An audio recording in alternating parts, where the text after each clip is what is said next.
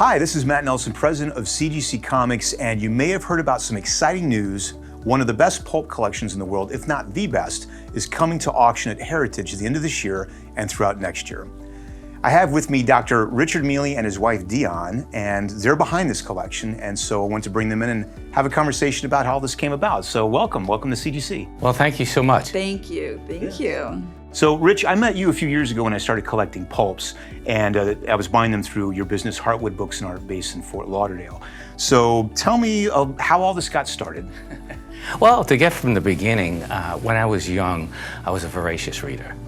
I always used to read Edgar Rice Burroughs, Tarzan, his Morris series, Dashiell Hammett. I used to read comic books, Batman, and a lot of the war comics I read as my father was in the military. And that was really my passion as a young kid. They used to send me to the library when I was in like 4th, 3rd grade because I loved to read. And I was always reading fiction. And I'm all very inquisitive, so then I would get behind. I'd read bibliographies about the writers and the artists, and I'd read about Hammett and Burroughs, and they would always talk about the pulps, and the covers were gorgeous. They were absolutely blow you away. Oh, yeah. And they blew me away. I'm a young, 14 years old, and I just took a deep dive. I think I bought my first pulp when I was like 16.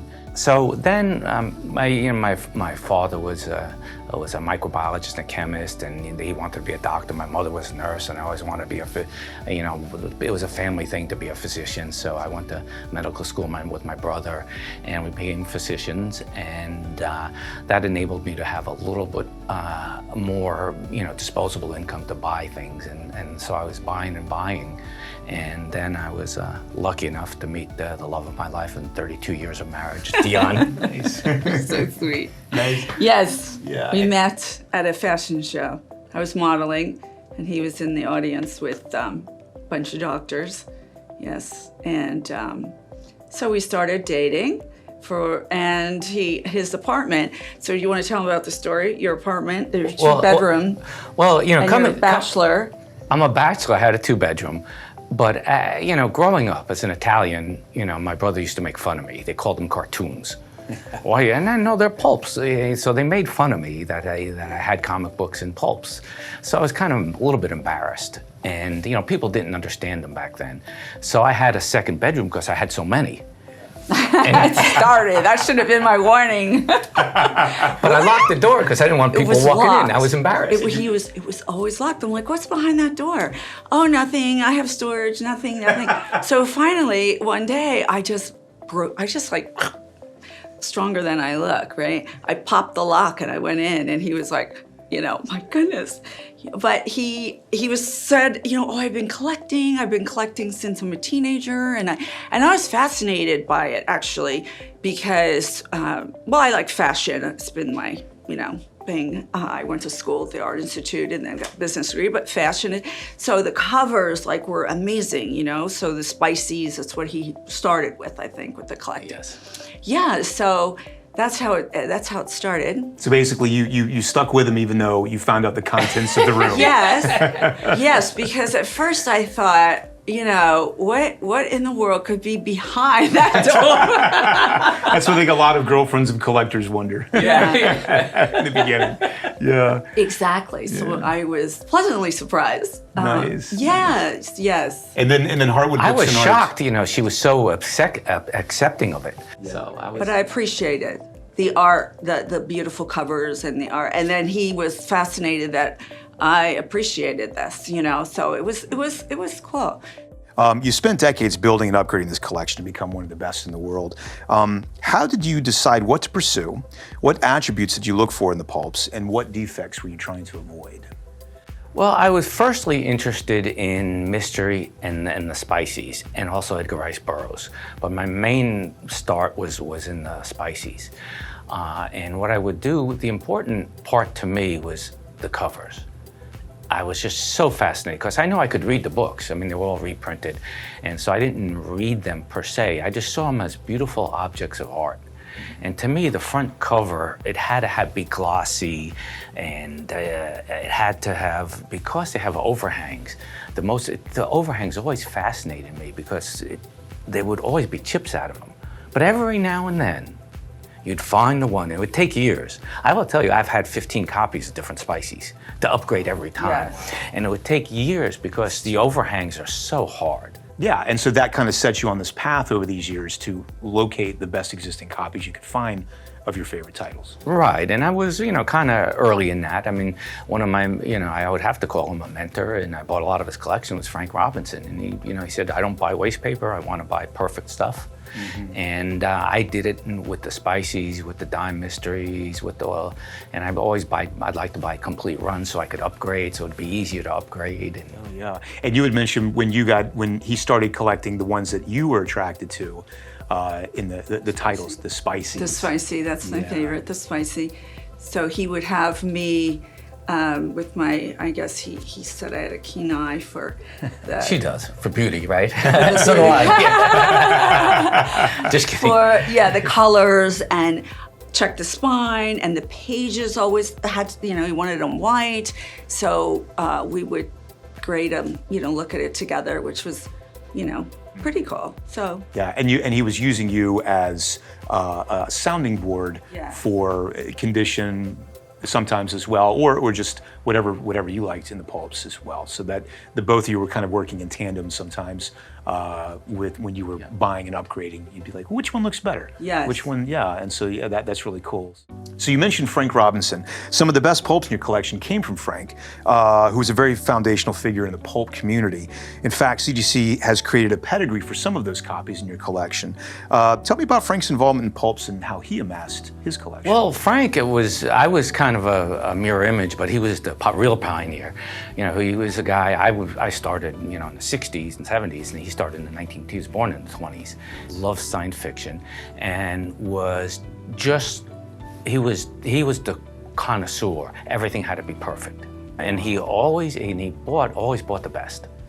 And he bought a collection, he bought some, over time, it's obviously newsstand stuff, but even the earlier stuff he would buy, he lived in San Francisco, and it just seemed like they survived better there. And when they came up for auction there, they came up in lots, and I just paid whatever I had to pay because I knew that science fiction part, which I still loved, would be a perfect match with my mystery detective and spicy part. I had a lot of science fiction, but not like that. Nobody had that stuff. Yeah, interesting. So you carried on the mantle of Frank's right. discerning eye, your discerning eye. You took his collection and turned it into your collection. And yeah, I have to tell you, at one of the Windy City Pulp Cons, my badge didn't say Richard Mealy, it said Frank Robinson Jr. And, that's great. That's great. So some people probably wanted to kill me because I got all the good stuff, most of it. So out of all the pulps that you've bought, how big your collection is, obviously all the pulps you go through at Heartwood, what are your favorite pulps in your collection, and what were the toughest to obtain?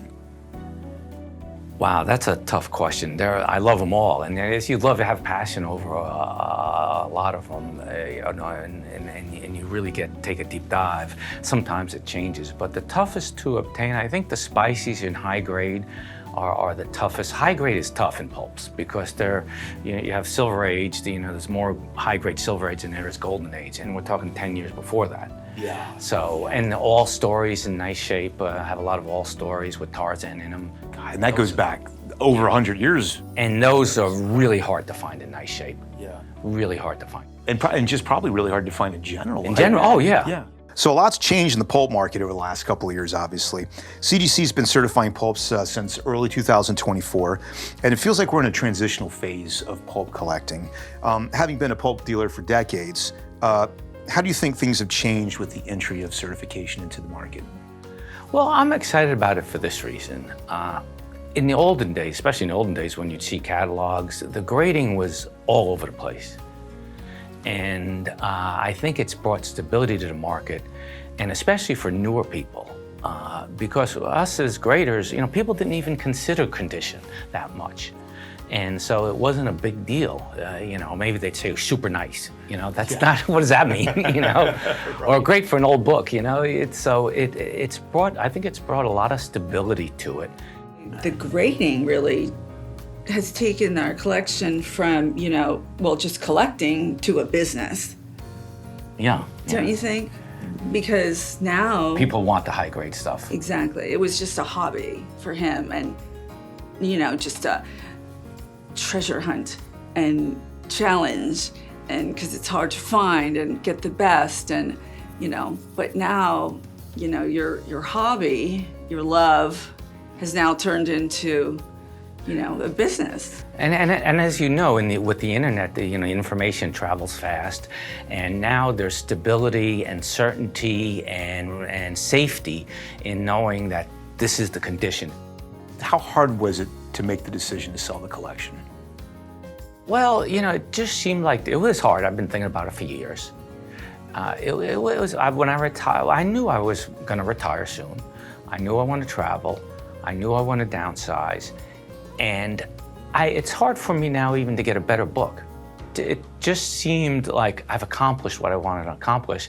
And then, it's kind of exciting to me that I'm really being able to open up the world to what I've loved all my life. So Dione, what was your reaction when Rich finally made the decision to sell the pulps and he told you? I did not believe him. Absolutely did not believe him. Really? No. I don't think she believed it till the day the truck came. Exactly. Until you arrived. I did not believe it. You thought he was going to change his mind at any moment. Absolutely. Yeah. Absolutely. But I've been telling him, we do need to downsize. We need to, move on, So I'm so proud of him in so many levels to achieve this, and to be able to share it with everyone is amazing. Yeah. But I'm still shocked. So why was it important to have your collection CGC certified? Well, for several reasons. Number one, I want to say it's not just my ego and my opinion, because everyone thinks their books are the best. So I wanted to make sure that that professionals really understood, and the rest of the world did. And the second thing is, even though I took meticulous care of them, I would put them in my thick Mylar, I would put a board, an acid-free board, change the boards. This is protecting it for life. I mean, this thing, firstly, it looks gorgeous, but it's protecting it. It's not, I don't have to worry about if I pull it out that I'm gonna damage something, because I was always very kind of a little uptight when I pulled books out. Yeah. And now, you'd be comfortable because it's gonna protect it for a very long time. Yeah, CGC did an amazing job displaying our books, I'll tell you. They look it looks fabulous, not only protected, but the display. Well, the colors are popping out. You see the spine, so you can see the spine just like you would in a Mylar sleeve. It's really spectacular. Well, this has been a pleasure talking to you two. So thank you so much for coming out and doing the interview with us, Rich and Dione. It was just so wonderful to hear about you guys talk about the collection and yourselves and just the pulps in general. Oh, thank you so much for the opportunity to tell our story. It's been amazing. A long journey for 50 years. Well, absolutely, and it's still going. We've got a little bit more to go here. So, yeah, so you got collectors, make sure to keep an eye on those heritage auctions starting the end of this year.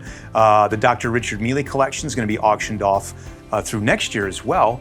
And this is going to be possibly your one and only chance at many of these pulps, these rare high-grade pulps that he's spent his life and them together working to build this collection.